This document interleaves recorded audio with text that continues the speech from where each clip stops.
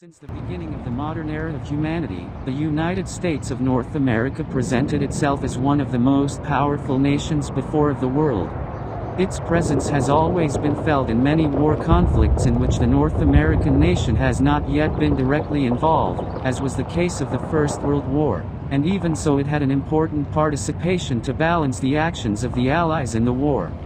What this museum has allowed us to understand after visiting it once more is the development of aviation throughout history, since man was able to fly through the skies. Few years passed before airplanes were incorporated into armies as war machines. Machine guns were adapted to make them lethal machines from the heights.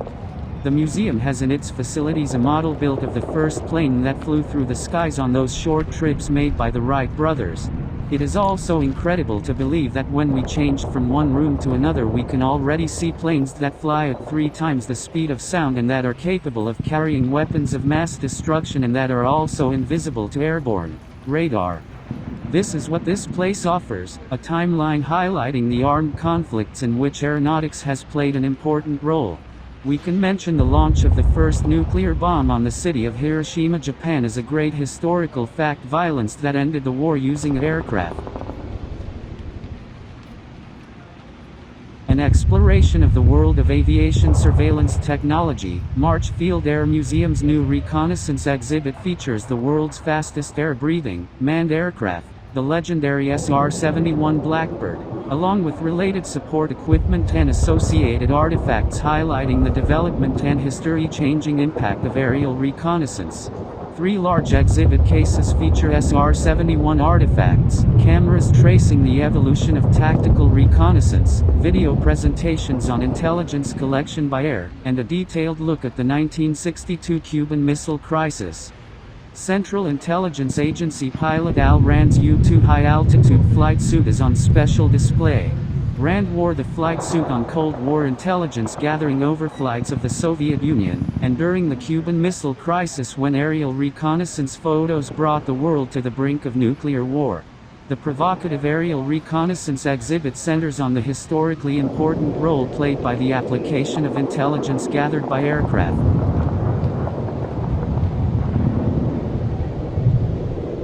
The SR-71 Blackbird resulted from the Cold War era need for a high-speed, high-altitude strategic reconnaissance aircraft. This aircraft cruised at more than 3 times the speed of sound, which translates to just over 2,000 miles per hour. No other reconnaissance aircraft has operated in more hostile airspace or with such impunity. To this day, the SR-71 holds the records for the world's fastest jet-propelled aircraft and the fastest aircraft to be propelled by air-breathing engines. The aircraft can fly more than 2,200 miles per hour, Mach 3 or more than 3 times the speed of sound, and at altitudes of over 85,000 feet. The SR-71 was developed as a black project from the Lockheed A-12 reconnaissance aircraft during the 1960s by Lockheed's Skunk Works division.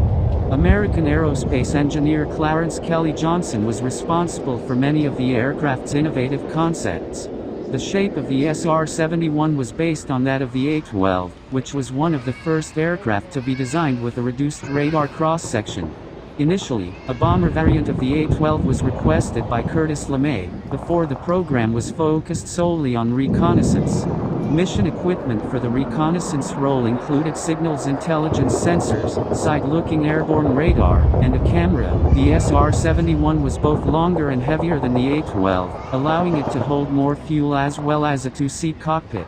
The SR-71 entered service in January 1966.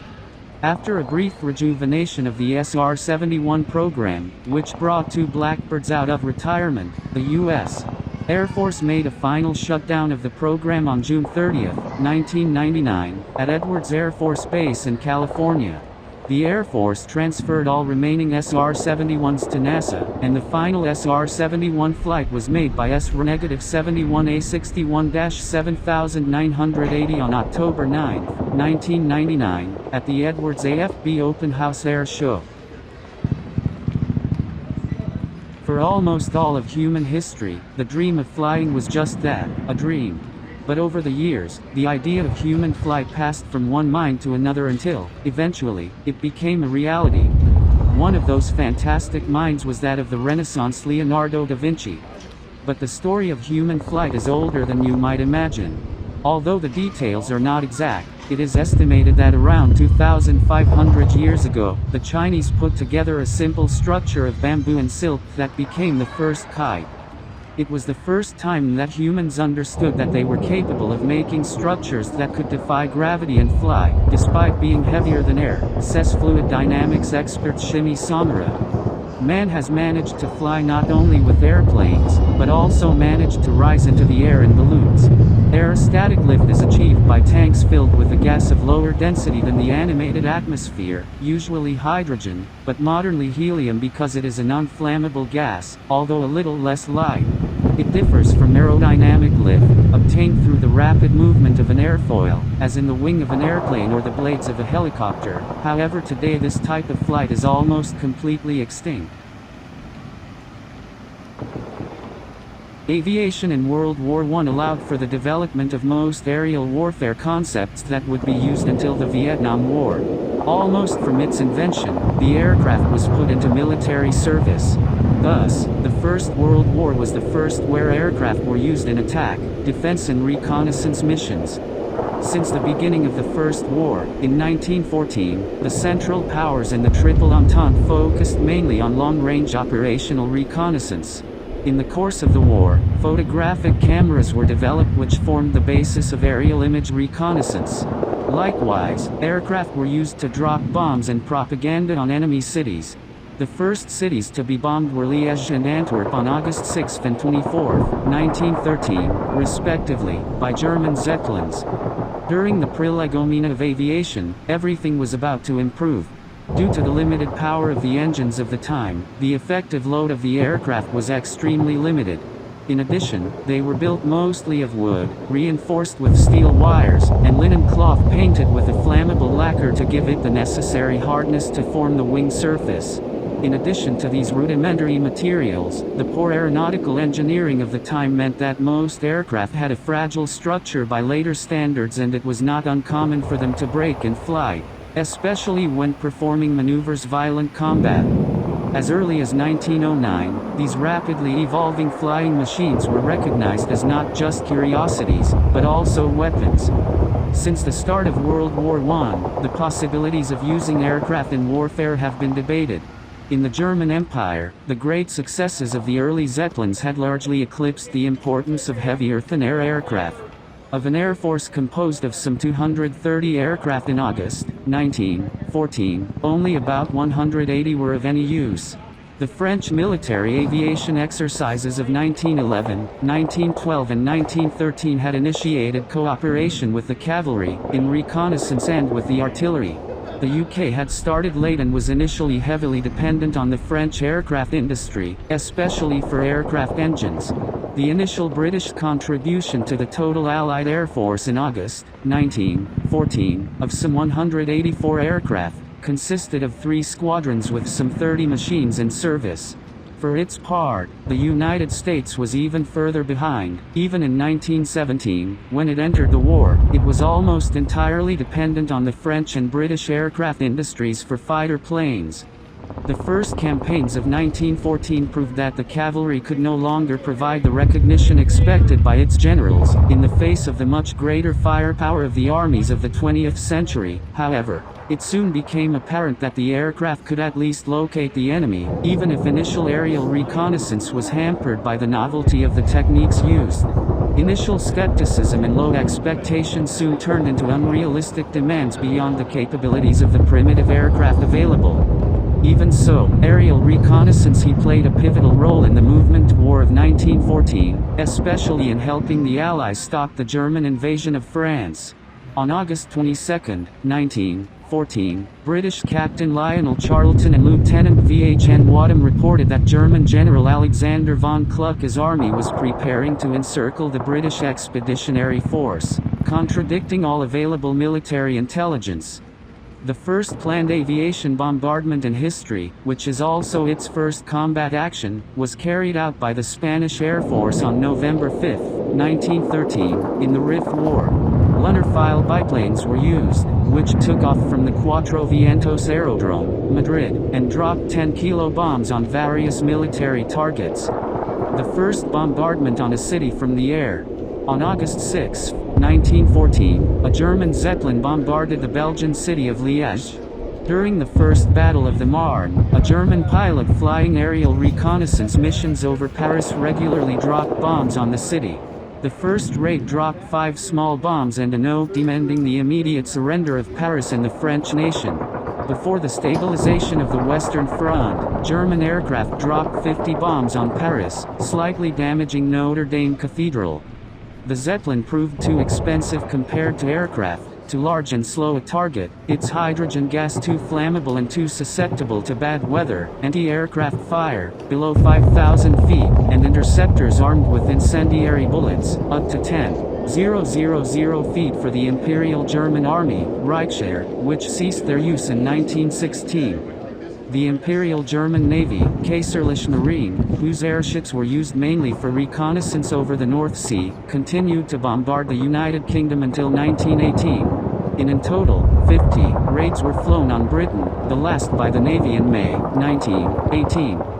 The heaviest year of airship bombardment of England was 1916. Germany employed 125 aircraft during the war, losing more than half and maintaining a 40% desertion rate of its crews, the highest of any German service branch. In May 1917, the Germans began using heavy bombers against England using the Gotha G. Ivan, later supplementing these with Riesenflugzeug, the giant plane, mostly from the firm of Zeppelin-Staaken. The targets of these raids were industrial and port facilities and government buildings, but few of the bombs hit military targets, most falling on private property and killing civilians. Although the German strategic bombing campaign against Britain was the most extensive of the war, it was largely ineffective, in terms of actual damage done. Only 300 tons of bombs were dropped, resulting in material damage of €2,962,111, 1,414 dead, and 3,416 injured, including those resulting from shrapnel from anti-aircraft fire. However, by the autumn of 1917, more than 300,000 Londoners had taken refuge from the Blitz and industrial production had fallen. Innovation through conflict. Mileposts in the evolution of military aviation. Located centrally within the museum's main indoor exhibit buildings, 29 climate-controlled exhibit cases tell the story of military aviation, the conflicts and personalities, technologies and tactics that have shaped our modern world. Trace aviation's development through rare artifact displays and interpretive information. The subject matter covered spans the first tentative steps of the Great War through the conflict in Afghanistan, from flight helmets, painted A2 leather jackets, the home front in World War II, POW artifacts, Hollywood's depiction of war, women air service pilots, WASPs, the Tuskegee Airmen, aviation pioneer Jimmy Doolittle and General Curtis LeMay, and much more. New additions highlight the U.S. military and its evolving inclusiveness on the basis of religion, cultural diversity, gender, and sexual orientation. In the 100th year of powered manned flight, it is appropriate that we step back and review the evolution of military aviation and look ahead to the future. How did the United States achieve its current dominance in the air?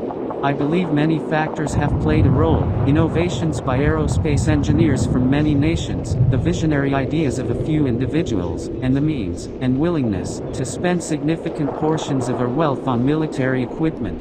America was founded by people seeking to distance themselves from relatively static societies, people attracted to building a new land and developing a new society. The spirit of these individuals, as embodied in America's engineers, is largely responsible for our success as a nation and particularly for our success as aviation innovators. Throughout the 19th century and the continuing Industrial Revolution, great strides were made in engineering, medicine, physics, chemistry, and other scientific fields. Men's horizons were expanded again and again, but one of the greatest challenges of all, the ability to fly, remained a challenge. In the 20th century, no greater progress was achieved than in aviation, with the possible exception of the rise of electronic systems. Think of it. A little more than 10 years after the first powered flight by the Wright brothers in 1903, there was dogfighting over Europe. 20 years later, commercial aviation began. 30 years later, there were routine passenger flights. 40 years later, jet aircraft. 44 years later, level, supersonic flight. 50 years later, the possibility of atomic-powered aircraft. 60 years later, Mach 3 planes, and 70 years later, the Concorde. Behind these achievements stand pioneers of military aviation, such as Orville and Wilbur Wright, Julio Douhet, Billy Mitchell, Manfred von Richthofen, Willy Messerschmitt, Ernst Heimkel, Artem Mikoyan and Mikhail Gurevich, MiG.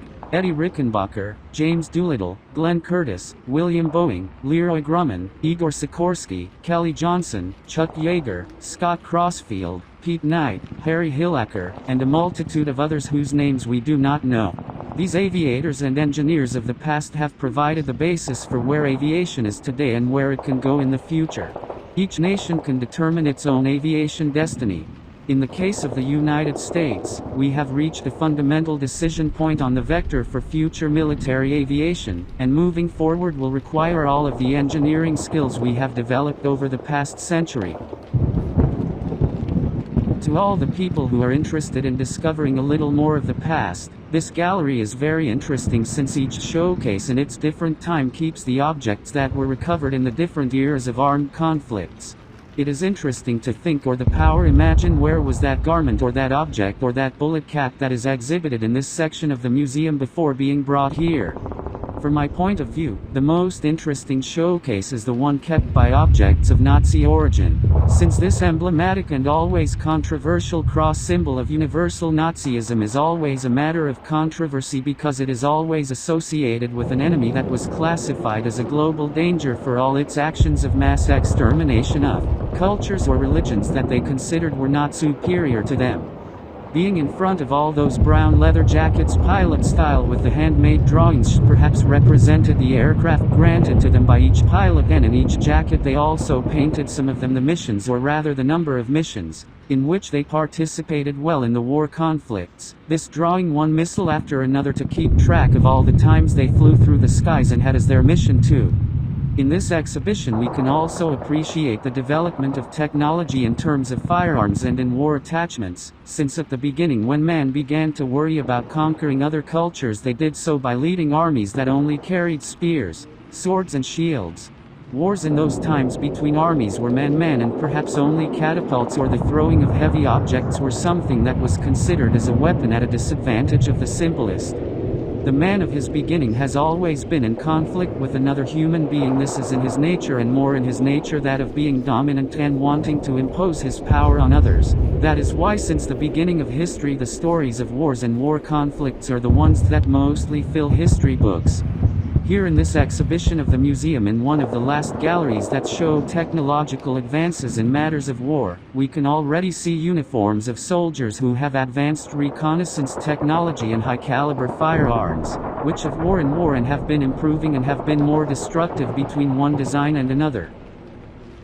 By World War I, aviation enthusiasts here and abroad had become convinced that the refinement of airplanes would lead to greatly advanced military capabilities.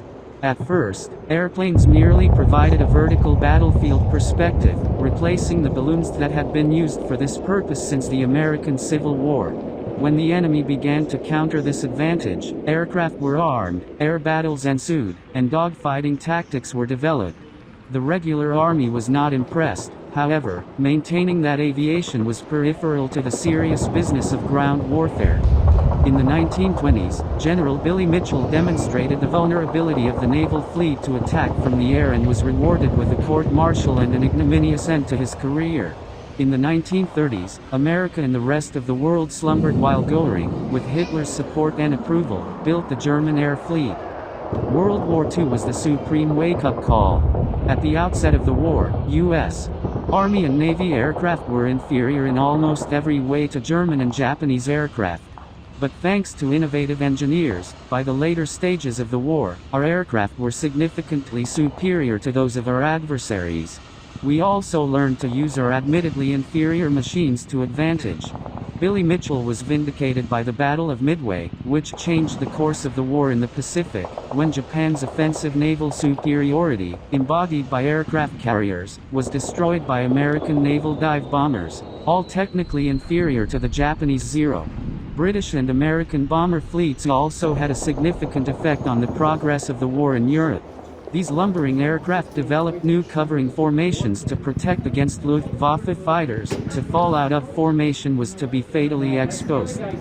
The concept of close air support of land forces, developed by the Germans and the Russians, greatly increased the capabilities of land forces.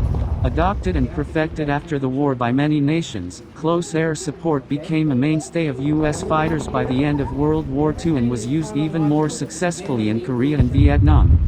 In the early 1930s, the jet engine was invented. Credit is usually given to Sir Frank Whittle of Great Britain, first to apply for a patent, and Dr. Hans von Ahane of Germany, whose engine was installed on a Heinkel He 178 and was the first to fly in 1939. During the war, Germany, England, and America continued working on jet engines and the aircraft they would power. Hitler planned to develop a jet-powered bomber but finally had to settle for a fighter, the Messerschmitt Me 262, which was generally untouchable by Allied propeller aircraft because of its speed. However, the Me 262 had a limited range because of excessive fuel consumption and limited targeting capability at high speed. Fortunately, the war ended before it could be perfected.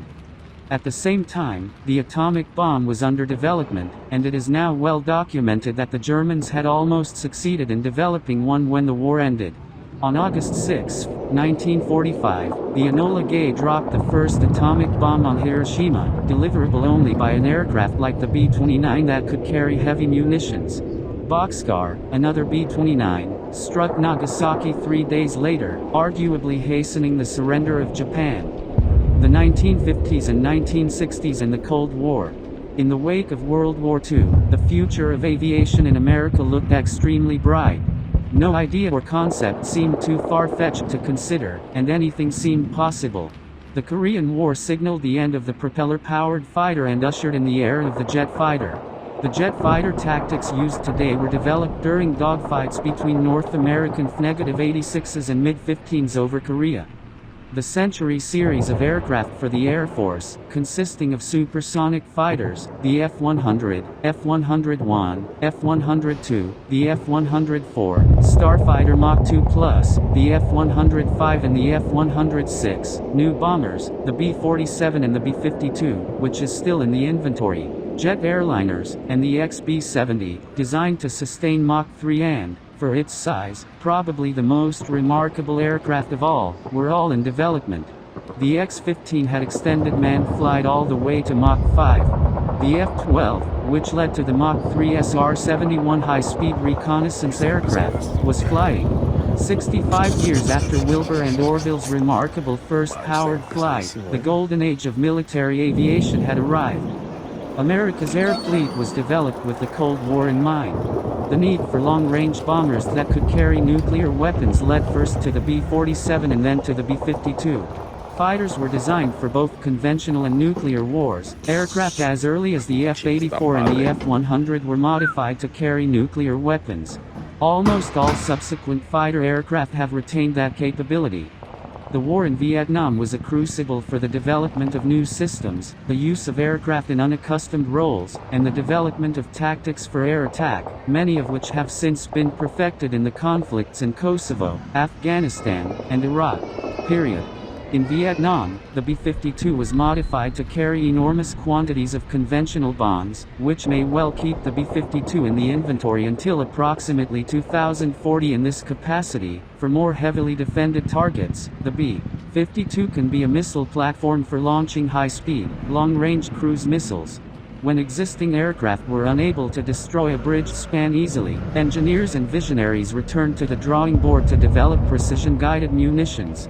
They also invented missile systems to strike radars that guided enemy ground-to-air missiles, improved the sensitivity, sorting, and tracking capabilities of aircraft radar, and created heads-up displays and many other innovative features. Efforts to supplement conventional aircraft with vertical takeoff systems were also underway. The British developed the Kestrel, which became the Harrier aircraft used by the U.S. Marine Corps. Vertical takeoff aircraft are not restricted to airfields and can be dispersed to tactical advantage. The latest technology is in the propeller-powered V-22 and the vertical short takeoff and landing (VSTOL) version of the F-35 Joint Strike Fighter now in development. Today's fighters, with the lessons of Vietnam still fresh in the minds of developers and the need to cope with Soviet aircraft in a larger war still pressing, a new generation of military aircraft was beginning to emerge. It was clear to military planners that an air war with the Soviet Union would be difficult for American and Allied air forces to win. Intelligence indicated that not only was a new generation of Soviet aircraft under development, but also that the numbers of Soviet aircraft were staggering. To prevail in the European battle scenario, the United States and its allies would have to destroy at least 4 Soviet aircraft for every one of ours. This exchange ratio of 4-to-1 meant that our aircraft and systems had to be superior, in fact, vastly superior. This necessity gave rise to the next major evolution of military jet aircraft, the F-15. Designed primarily for air-to-air combat, the F-15 was a remarkable engineering featuring. In the meantime, the Russians were far from idle. Based on experience with the MiG-15 and MiG-17, the Soviets developed aircraft comparable to the best aircraft in the U.S. fleet. The Sukhoi Su-27 was designed specifically to offset the F-15, the MiG-29 is in the same category. Both aircraft have unusual handling characteristics at high angles of attack that our systems cannot emulate. Shortly after the debut of the F-15, there was a campaign to produce a less costly, lightweight fighter. 2 lightweight prototypes were procured, the General Dynamic, now Lockheed Martin F-16 and the Northrop F-17. A fly-off competition was won by the F-16. The F-16 was the first fly-by-wire production aircraft. The fly-by-wire capacity eliminated the need for backup mechanical control systems, which had added considerable weight to the aircraft. The lighter weight also contributed to the F-16's extraordinary maneuverability. These aircraft represent the culmination of the fighter jet. In fact, additional maneuvering capabilities would only exceed the pilot's physical ability to withstand the forces generated. Thus, the F-16 is limited by its onboard computer to G loads pilots can accommodate, usually 9 Gs. Later, a naval version of the F-17, now in the hands of McDonnell Douglas, was purchased by the Navy and designated the F-18. McDonnell later merged with Boeing, which is now the prime contractor for the F-18 and its variants, as well as the F-15. These 3 aircraft, the F-15, the F-16, and the F-18, with their variants, still comprise the heart of the U.S. fighter fleet. They will not be surpassed until the F-A-22 enters the inventory, around 2005. The F-16 is now also flown by Belgium, the Netherlands, Norway, Denmark, and a host of other nations. Japan has built its own version of both the F-15 and the F-16. Israel also operates both. Australia and Canada have opted for the F-18. At the same time, new aircraft were appearing. In the late 1970s, stealth aircraft were invented. Based on the musings of Russian scientists, stealth methods reduce radar cross-section so that stealth aircraft are nearly invisible to enemy radars.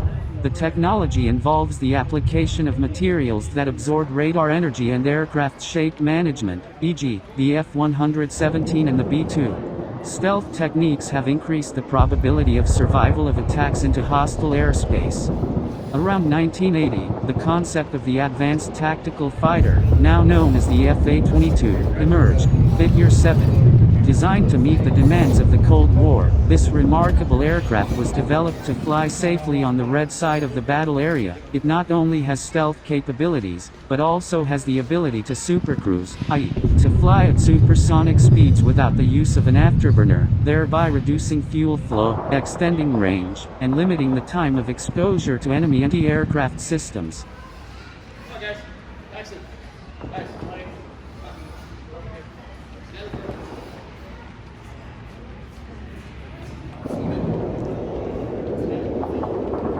Helicopters.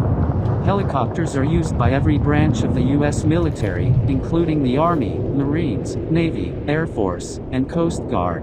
During the Vietnam War era, different types of helicopters were crucial for providing support for ground forces, scouting locations, and deploying or retrieving soldiers. Along with significant losses of life, the Vietnam War resulted in the loss of military aircraft and equipment. Out of about 11,856 helicopters deployed during the war, 5,607 helicopters were lost.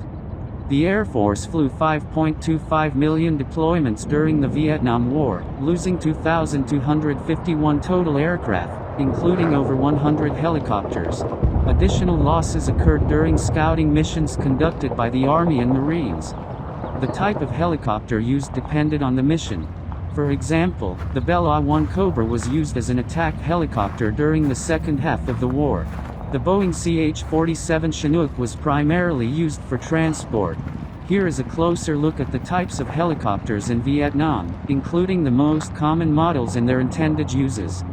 The use of attack helicopters was one of many modern developments introduced during the Vietnam War. The first attack helicopter used by the U.S. military was the Bell A-1 Cobra, which was developed to provide support for the Bell A-1 Huey transport helicopter. The A-1 helicopters arrived in South Vietnam in 1967 and were used in battlefield roles starting in 1968. The combination of a Huey and a Cobra flying together became a common sight during the rest of the war. The Cobra was fast and deadly, allowing the pilot and co-pilot to fire on enemies. The A-1 was also frequently deployed with the Hughes O-6A Cayuse. The Cayuse flew low to draw fire and reveal the locations of targets for the A-1. The A-1 was eventually updated with a lengthened fuselage and more powerful engine, named the A-1 Jewel C Cobra, which was primarily used by the USMC. Most military helicopters end up serving multiple purposes. For example, a helicopter may offer transport, ground support, and recon capabilities. These multi-mission helicopters are often agile, lightly armed, and capable of holding additional passengers or cargo. There are many examples of multi-use helicopters in Vietnam, but the Bell A-1 Iroquois Huey is the most recognizable. The Huey was released in 1959 and has served as a utility, attack, and transport helicopter. It could hold 14 troops or up to 6 medical litters and medical crew. The large passenger space made it a common choice for transport and medical evacuations. However, it was also often fitted with armaments, such as M60 machine guns or rocket pods. Along with the fact that the Huey could take off and land almost anywhere, it became suited for any role required. Many medium-lift and heavy-lift helicopters were used to transport troops. However, there were also several helicopters specifically designed for passenger transport instead of cargo, such as the Sikorsky H-34 and the H-19. The H-19 was released in 1950 as the first purpose-made troop transport helicopter. The military version of the H-19 had seating for 10 passengers, with a cabin that was accessible from the cockpit. Several hundred of these aircraft were built for the U.S. military during the Korean War and the Vietnam War.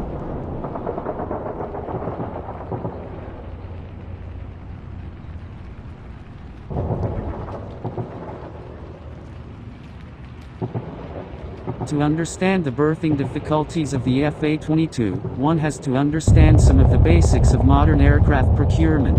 All military aircraft must be justified within the authority of the President's budget, and the services develop prospective budgets for each new system based on several planning factors: the total number of aircraft needed to meet force requirements, non-recurring development costs, unit cost estimates based on assumptions about production rate, predictions by vendors of production learning curve effects, and other factors.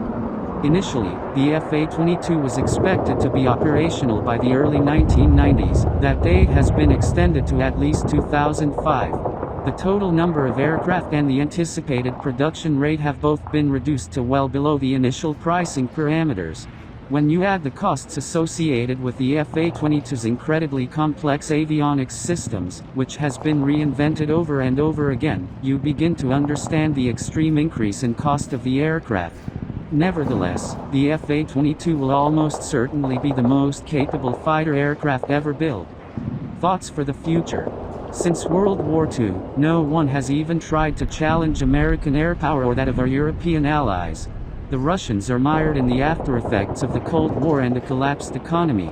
Once prominent aircraft manufacturers have been reduced to selling their inventories of fighter aircraft to foreign buyers, but there are few takers, and new systems are beyond their financial reach. The Japanese have been content to operate modified American systems. The Chinese, whom some believe will be the greatest threat in the future, do not seem intent on demonstrating advanced aircraft systems. The Europeans are cooperatively building fighter aircraft systems with capabilities that will rival, but not exceed, the capabilities of the F-15 and F-16, not to mention the Fa-22. The newest fighter, the F-35 Joint Strike Fighter, is only marginally superior to the F-16, although it does have significant flexibilities, efficiencies, and some new capabilities, and it is being produced with advanced manufacturing techniques. It is said that no American serviceman has been killed in battle by enemy air attack in the past 50 years. The Army now designs new systems based on the assumption that protection from above will almost always be provided by friendly air forces. Will our military aircraft fleet ever be challenged? If not, how do potential adversaries approach conflict with the United States? There are several possible scenarios. The first scenario requires little analysis. In this scenario, there will be no technologically adept opponent of nearly equal capabilities for the foreseeable future. The grossly asymmetrical forces arrayed against us will not require improvement to our air forces. These dispersed, clandestine, and supranational enemies present few targets from the air, and the usefulness of air power against these adversaries will continue to be marginal. Thus, our current force seems more than adequate. In the second scenario, we assume that a technologically adept military competitor appears. In this case, we should be forewarned by intelligence agencies so that we can take the necessary steps to improve our systems. The current force, as modified, with the addition of the Fa-22 and the F-35 should be sufficient for at least the next 20 years. This scenario currently prevails among military planners. A more worrisome scenario would be the nullification of U.S. military air power by an unexpected technological advancement or breakthrough that cannot be countered quickly. Examples might include systems that negate stealth advantages coupled with weapons we cannot counteract or space-based systems that are out of our reach that could destroy our assets quickly. One can only hope that engineers somewhere are working on countering these eventualities. With the advent of new unmanned aircraft systems, the risk to human beings may be greatly reduced. These systems are still in their infancy, probably comparable to aircraft in the 1950s, but the possibilities for their future application are endless, and new tactics are being developed every day. But I do not believe the age of the fighter pilot is over, although the future will be very different. Unmanned machines under the control of fighter pilots flying in proximity may well represent the air power of the future. Unmanned machines that can accomplish feats beyond the physical abilities of any man or woman, without the human risk. Finally, we must consider space as a future battlefield, as well as systems that will allow its exploitation and will have some synergistic effects on the capabilities of air-breathing systems. In the 1960s, partial orbit or fully orbital military systems were under consideration but were not implemented. Although the use of space for military power could be dreamed of, the underlying enabling knowledge and technologies did not yet exist. Everyone acknowledged that the first country to own space would own the planet, but the military did not have the technologies, budget, or the inclination to lead the nation to space. Even the National Aeronautics and Space Administration, NASA, after visiting the Moon, was content to fly the shuttle in low Earth orbit and develop unmanned systems to explore other planets. This attitude persists to the present day.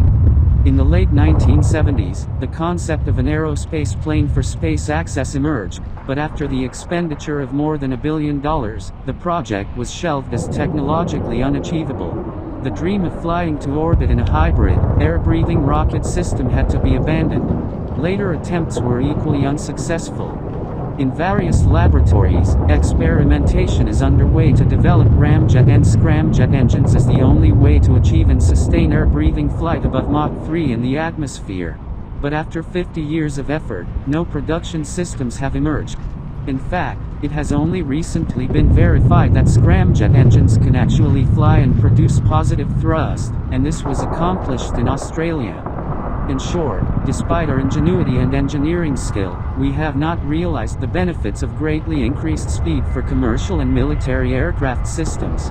Once Boeing dropped out of the supersonic airliner business, the Concorde was the only supersonic, Mach 2, commercial production aircraft to be operated successfully, but not economically. In 1963, President Kennedy challenged Americans to land a man on the moon by the end of that decade and return him safely to Earth.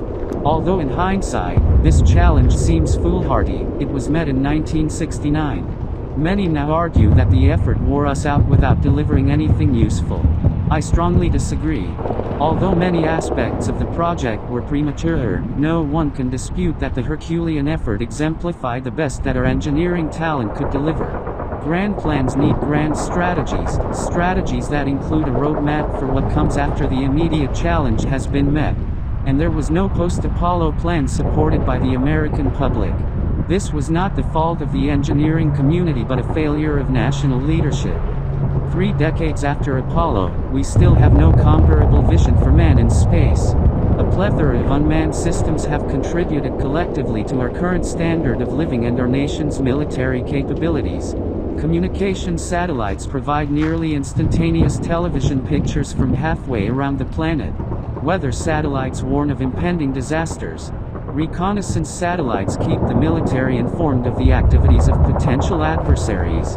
Low, medium, and geosynchronous stationary orbits are filled with vehicles and systems, and new microsatellite arrays will soon be launched. The success of the Global Positioning System, GPS satellite array has been phenomenal. But, with the exception of the Space Shuttle and temporarily manned orbiting systems, our space capability does not involve the presence of human beings and does little to satisfy our thirst for exploration. One can hope that the recently enunciated space vision of President Bush will lead to the development of a strategy for the moon and beyond that can be fully supported by the American people. The challenges in material science, thermal management, and many other technical areas to operate within the atmosphere at speeds above Mach 5 are too great, I believe, for an economical manned system. Missile systems may be possible. Hybrid horizontal takeoff and landing systems, using both rocket and air-breathing propulsion for access to space, seem more likely. These systems could be useful for both military and commercial purposes and could avoid some of the extreme challenges of very high-speed operations within the atmosphere. Military aircraft of the future will almost certainly operate in both air and space. In the 21st century, we will see the dawn of the space fleet. The U.S. Department of Defense, DoD, is currently championing the National Aerospace Initiative, NAI, a communications and coordination device to bring together NASA, DoD, and service executives to discuss the development of hypersonic and space access systems and space technologies.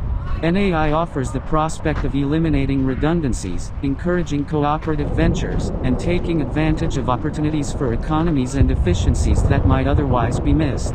A multi-level organization for cooperation has been established to accomplish NAI goals. If NAI is endorsed by the President, it could ensure U.S. advancement to space. Great challenges lie ahead, but I believe we can overcome them as we carry on in the spirit of innovation that characterized the evolution of military and commercial aircraft in the 20th century.